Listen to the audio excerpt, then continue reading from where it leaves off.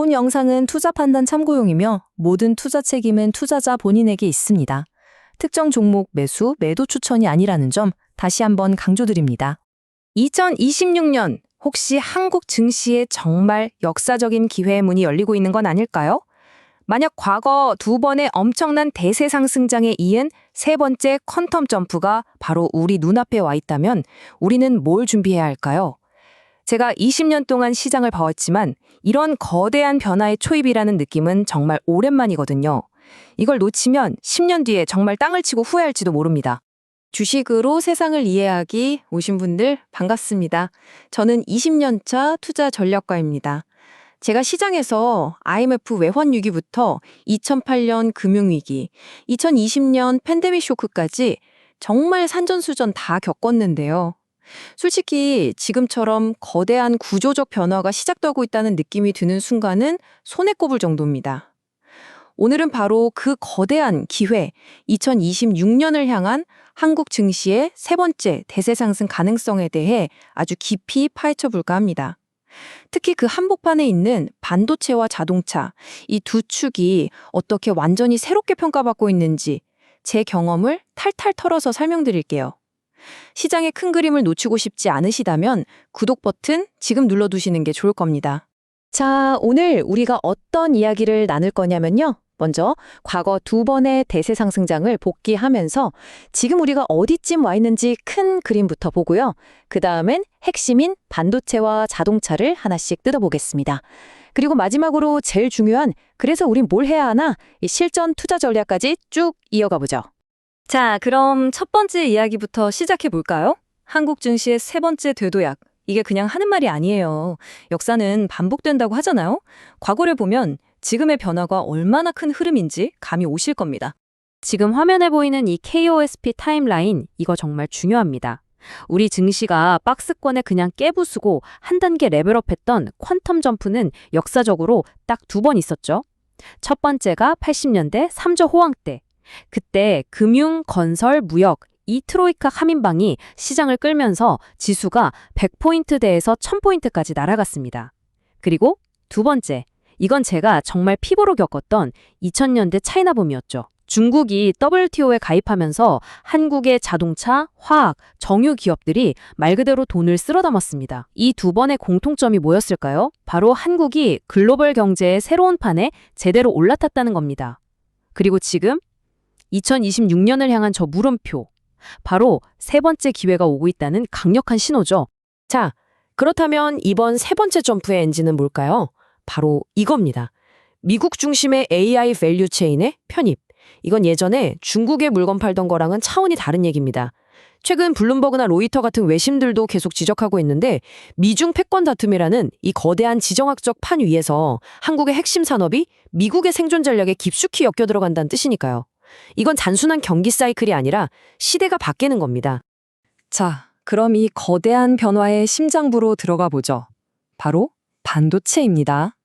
혹시 아직도 반도체를 경기 좋으면 오르고 나쁘면 빠지는 그런 시클리컬 산업으로만 생각하고 계신가요? 그렇다면 오늘부터 그 생각 완전히 업데이트 하셔야 합니다. AI 시대의 반도체는요, 그냥 부품이 아니라 새로운 경제의 심장 그 자체거든요. 이 표 한번 자세히 뜯어볼까요? 글로벌 경쟁사들과 우리 기업들 밸류에이션 차이가 보이시죠? 저기 세 번째 열, 예상 PE를 좀 보세요. TSMC가 20배, 마이크론도 18배인데 우리 삼성전자 하이닉스는 어떻습니까? 아직도 10배 언저리에서 놀고 있잖아요. 이게 바로 그 지긋지긋한 코리아 디스카운트인데 제 20년 경험에 비춰보면요. 바로 이런 불합리한 격차 속에 진짜 돈 벌 기회가 숨어 있습니다. 왜냐? 이익의 퀄리티가 완전히 달라졌거든요. 바로 이 말이 지금 상황을 한 문장으로 요약해 줍니다. 주가 오르는 속도보다 이익이 늘어나는 속도가 더 빠르다. 요즘 주가가 너무 올라서 불안하다는 분들, 바로 이게 그에 대한 답입니다. 이건 거품이 아니에요. 실적이 주가를 앞에서 끌고 가는 아주 건강한 상승장이라는 명백한 증거죠. 250조 원. 이 숫자 정말 어마어마하지 않습니까? 이게 2026년에 삼성전자랑 SK하이닉스 딱 두 회사가 벌어들일 걸로 예상되는 영업이익입니다. 더 놀라운 건 뭔지 아세요? 불과 몇 달 전만 해도 시장에서는 200조 원을 얘기했다는 겁니다. 지금 시티증권이나 국내 KB증권 같은 데서는 계속 이 전망치를 올려잡고 있어요. 이 정도면 코스피 지수 전체를 한 단계 위로 끌고 가도 이상할 게 전혀 없는 거죠. 그래서 여기서 가장 중요한 투자 포인트가 나옵니다. 이제는 반도체 이익의 규모가 아니라 안정성을 봐야 한다는 겁니다. 예전처럼 IT 버블이다 뭐다 해서 분기마다 적자 걱정하던 그런 시절이 아니에요. AI 데이터 센터는 24시간 잠들지 않고 돌아가야 하잖아요. 수요가 꾸준하고 예측 가능해진다는 건 기업 가치를 평가하는 잣대, 즉 멀티플 자체가 달라져야 한다는 뜻입니다. TSMC가 받는 20배 멀티플, 이게 왜 우리 기업들한테는 꿈이어야 합니까? 시장의 관점이 바뀌는 바로 그 순간 우리가 말하는 리레이팅이 폭발적으로 일어나는 겁니다. 자, 반도체 얘기는 이 정도로 하고요. 두 번째 케이스 스터디로 넘어가 보죠. 바로 현대차입니다. 제가 보기에 반도체만큼이나 어쩌면 그 이상으로 시장에 제대로 가치를 못 보고 있는 기업이 바로 현대차입니다. 자동차 회사라는 낡은 이름표 한번 같이 떼어볼까요? 시장은 여전히 현대차를 화면 왼쪽에 있는 과거의 시선으로만 봅니다. 기름차 만들고 매년 노조 리스크에 시달리는 그런 코리아 디스카운트의 대표주자. 하지만요, 화면 오른쪽을 보세요. 이게 진짜 현실입니다. AI 로보틱스, 자율주행, 글로벌 모빌리티 플랫폼. 이건 더 이상 자동차 회사가 아니에요. 이 시가총액 비교 차트 좀 보세요. 이게 지금 시장이 얼마나 큰 착각에 빠져 있는지를 보여주는 겁니다. 테슬라가 1,000조가 넘는데 현대차 그룹은 다 합쳐도 100조 원, 10분의 1 토막이에요. 심지어 전통적인 경쟁자인 도요타의 반도 안 되잖아요. 여러분, 이게 말이 된다고 생각하십니까? 제 눈에는요, 시장이 현대차가 가진 로봇과 AI의 가치를 단 1원도 계산기에 넣지 않고 있다는 뜻으로밖에 안 보입니다.